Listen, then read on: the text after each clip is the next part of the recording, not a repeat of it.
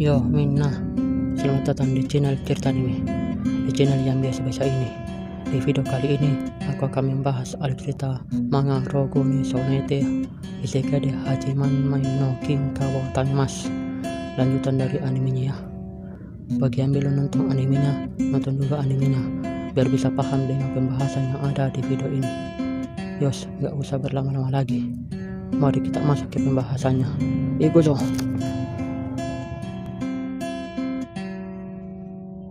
Waktu siang hari, di sebuah kerajaan istana, Mitsuha bersama raja berserta pengelola wilayah kerajaan membahas wilayah yang ingin ditempati oleh Mitsuha sebagai bangsawan bergelar Viscount. Si pengelola wilayah berkata kepada Mitsuha, "Apakah kamu mempunyai permintaan khusus untuk wilayahmu?" Dan Mitsuha pun menjawab, "Aku ingin tempat yang memiliki gunung, sungai, dan menghadap ke laut, dan aku tidak keberatan wilayah yang kecil." Dan raja pun bertanya kepada Mitsuha, "Apakah kamu tidak keberatan dengan wilayah yang kecil?" Mitsuha pun menjawab, "Ya, dan lagi pula banyak masalah jika aku mengelola tanah yang luas dan orang-orang yang banyak. Aku lebih suka tanah yang kecil dan lalu bersenang-senang dengan semuanya, layaknya sebuah keluarga.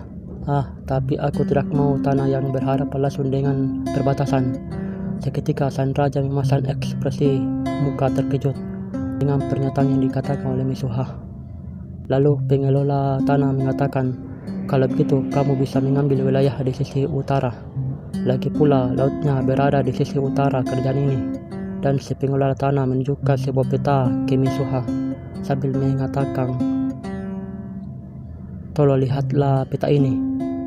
Lalu si pengelola wilayah tersebut menjelaskan kepada Mitsuha sembari menunjuk suatu wilayah yang ada di peta tersebut, bahwa garis tebal yang ada di sini adalah sungai yang mengalir ke laut, dan garis tipis yang berada di sekitar sini adalah sungai kecil. Ada banyak dataran luas di dekat sungai-sungai besar, tapi kebanyakan sudah menjadi milik beberapa air atau bangsawan. Jadi kamu tidak bisa memilikinya. Tanah yang ini cukup sempit, tapi di sini ada gunung, sungai, dan dekat dengan laut. Dan untuk tanah yang belum ada pemiliknya dan berada dalam kendali langsung keluarga kerajaan. Di sisi lain, Mitsuha memasang ekspresi serius dan si pengelola wilayah tersebut mengatakan, "Kamu bisa memilih ini atau yang ini, tapi jika kamu menginginkan tanah yang lain, kami tidak bisa berbuat banyak selain mengusir bangsawan di tanah tersebut." Lalu Mitsuha pun berkata dalam hatinya, "Ups, mereka pasti akan dendam. Haruskah aku menukarnya dengan wilayah yang lebih bagus? Akan tetapi, ada kalau mereka mewarisi tanah nenek moyang mereka. Ditambah lagi, mereka pasti sudah sangat dekat dengan wilayah mereka karena mereka sendiri yang mengembangkan dan melindunginya." Dan Mitsuha mengatakan sambil menunjuk sebuah wilayah, "Bagaimana dengan tanah yang ini?" Dan pengelola wilayah pun menjawab bahwa wilayah tersebut tidak masalah, dan sebenarnya tanah tersebut adalah wilayah seorang baron yang baru saja bergabung dengan kerajaan musuh. Itu adalah wilayah baron, jadi cukup jauh dari ibu kota. Tanah itu juga cukup kecil, akan tetapi tanah itu memiliki apa yang kamu inginkan, tanah yang kecil dengan sungai dan gunung.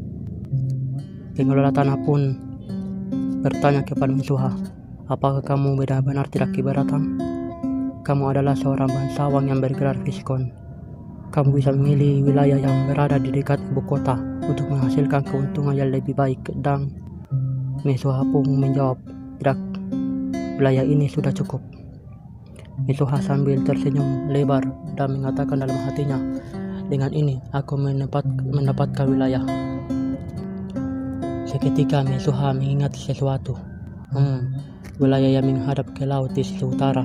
Sepertinya aku pernah mendengarnya. Dan pengelola tanah tersebut berkata bahwa wilayah itu berada di sebelah tanah milik Arab atau bangsawan Boses. Dan Mitsuha pun kaget mendengar pernyataan tersebut. Sambil berkata, "Ini sangat kebetulan." Pengelola tanah tersebut merespon perkataan Mitsuha dengan berkata, "Benarkah?" Mitsuha sedikit tersenyum dan mengatakan di dalam hatinya, "Ya sudahlah, Kalau ada hal yang tidak aku mengerti, aku bisa bertanya kepada mereka. Dan karena dekat, aku bisa dengan mudah main ke tempatnya. Colette Chan, pengelola tanah, berkata, ngomong-ngomong, wilayah milik Viscount Alexis juga berada di sebelah wilayahmu, di sisi lain dari wilayah El atau bangsawan Boses. Dan Misuha pun berkata dalam hatinya sambil terkejut, aku terkepun. Untuk 3 hari ke depannya, Raja memberi Misuha latihan spesial untuk mengelola wilayah dengan guru kerajaan. Misuha berkata dalam hatinya sambil tersenyum jahil bahwa pelajaran yang diberikan sangat banyak sekali. Sebetulnya berkat pengetahuan modernku, semuanya berjalan lancar. Sementara di sisi lain, banyak orang yang datang meminta pekerjaan di rumah Viscount, dan Misuha yang mengetahui hal tersebut berkata, apakah mereka pikir pemimpin baru mereka adalah seorang anak kecil yang bisa mereka tipu? Atau mungkin mereka berencana untuk memata-matai teknologi superior dari negara asalku? Mereka yang mencoba memberiku janji-janji manis tidak boleh berada di dekatku.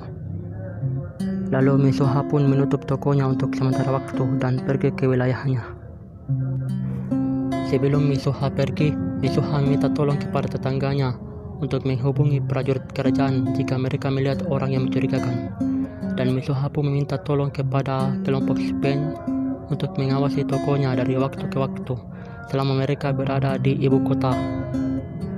Di hari keberangkatan, Misuha terkejut karena melihat Sabine sedang menunggu di area tunggu kereta. Dan setelah semua itu, akhirnya Misuha berangkat menuju wilayahnya. Dan Misuha pergi ke sana menggunakan kereta kuda. Misuha berkata dalam hatinya bahwa aku bisa mencapai wilayahku dengan cepat jika aku berpindah tempat menggunakan kemampuan teleportasiku ke wilayah bangsawan Boses. Tapi setidaknya aku ingin melihat jalan dari ibu kota ke wilayahku dengan mata kepalaku sendiri kali ini. Sambil memikirkan apa yang bisa dilakukan oleh Misuha dengan wilayahnya, tiba-tiba kereta kuda yang dinaiki oleh Misuha diserang oleh para bandit atau perampok. Salah satu penumpang berkata, bandit, bukannya mereka sudah langka? Dan ada seorang laki yang berpenampilan mirip seorang prajurit mengatakan, para bandit tersebut bertambah banyak akhir-akhir ini, dan para prajurit kerajaan yang kabur berpencar-pencar. Bahkan jika mereka kembali ke tempat asal mereka, mereka tidak akan disambut baik. Itulah mengapa mereka kabur ke utara untuk menghindari kejaran pasukan kerajaan ini. Dan ada seorang laki-laki yang berteriak dan berkata, saat ini bukan waktunya untuk mengobrol. Apa yang harus kita lakukan? Misuha berkata dalam hatinya bahwa aku bisa tenang karena aku bisa kabur kapanpun. Tapi berbeda dengan penumpang yang lainnya. Seorang laki-laki yang lain pun berdiri dan berkata bahwa dia akan bertarung, dan dia pun memeluk istri dan anaknya. Kebanyakan laki-laki yang berada di kereta tersebut setuju untuk bertarung, tapi ada satu orang yang menolak dan berkata jika kita memberikan uang dan barang kita kepada bandit, kita pasti tidak akan dilukai dan disakiti, karena walaupun kita melawan pasti kita akan terbunuh. Laki-laki yang berpenampilan seperti prajurit tersebut berpikir sejenak dan berkata kepada semuanya, apakah mereka mau menyewanya sebagai tentara bayaran? Harga sewaku saat ini hanya 1 koin silver. Dan Misuha pun memperkenalkan tokonya yang melayani konsultasi masalah apapun, dari masalah percintaan sampai pengelolaan wilayah dan lain-lain, kepada para penumpang kereta tersebut. Misuha berkata lagi bahwa ongkos atau biaya untuk menaklukkan bandit hanya 1 koin silver. Dan semua penumpang di kereta tersebut terkejut dengan perkataan Misuha. Si laki-laki yang berpenampilan mirip seorang prajurit tersebut berkata bahwa ini adalah rekanku, sambil memperlihatkan pedangnya kepada semuanya. Dan dia pun memberikan pedang tersebut kepada pak tua yang ada di dalam kereta untuk digunakan. Dan laki-laki berpenampilan prajurit itu pun bertanya kepada Misuha, nona muda, siapa kamu sebenarnya? Dan Misuha pun menjawab bahwa namaku rahasia, sambil mengangkat senjata pistolnya. Semua orang kaget melihat senjata pistol Misuha dan berkata, apa itu? Tapi Misuha tidak menjawab hal tersebut. Dan Misuha pun turun dari kereta untuk siap bertempur melawan para bandit. Misuha dan yang lainnya seketika langsung dikepung oleh para bandit ketika mereka udah turun dari kereta. Dan Misuha memastikan bahwa banditnya ada 8 orang. Salah satu bandit berkata, "Lepas bajumu, aku akan mengizinkan kalian tetap memakai pakaian dalam kalian." Tentu saja, aku akan mengizinkan perempuan untuk tetap memakai bajunya. Perempuan tidak perlu melepas bajunya untuk saat ini. Kalau nanti bandit tersebut mengatakan hal tersebut sambil tersenyum mesum. Mesuha menganalisis dan mengamati bahwa cuma dia dan prajurit bayaran tersebut yang bisa bertarung melawan para bandit tersebut dengan baik. Sedangkan yang lainnya, mereka nggak bisa bertarung sama sekali. Dan akhirnya pertempuran pun dimulai. Salah satu bandit mulai menarik pedangnya dan berkata, "Kamu cari mati ya." Dan seketika itu juga Mesuha menembakkan pistolnya ke arah bandit tersebut dan bandit tersebut akhirnya mati. Si laki-laki prajurit bayaran tersebut mulai bergerak dan menebaskan pedangnya ke arah para bandit tersebut. 1-2 orang bandit tersebut sudah tebas dan akhirnya mati. Mesuha sangat kagum melihat laki-laki prajurit bayaran tersebut bertarung dan berkata bahwa dia sangat kuat. Tiba-tiba 2 orang bandit menyerang Mesuha dari belakang dan Mesuha pun menyadarinya. Seketika Mesuha menembaki kedua bandit tersebut dan bandit tersebut terjatuh dan mati. Para bandit yang lain mulai menyerang si prajurit bayaran tersebut, tapi para bandit tersebut tidak bisa melukai si prajurit bayaran tersebut, dan malah akhirnya si prajurit bayaran tersebut bisa mengalahkan sisa-sisa bandit yang ada. Mesuha dan semua orang kagum kepada si prajurit bayaran tersebut karena si prajurit bayaran tersebut sangat hebat dan kuat dalam bertarung.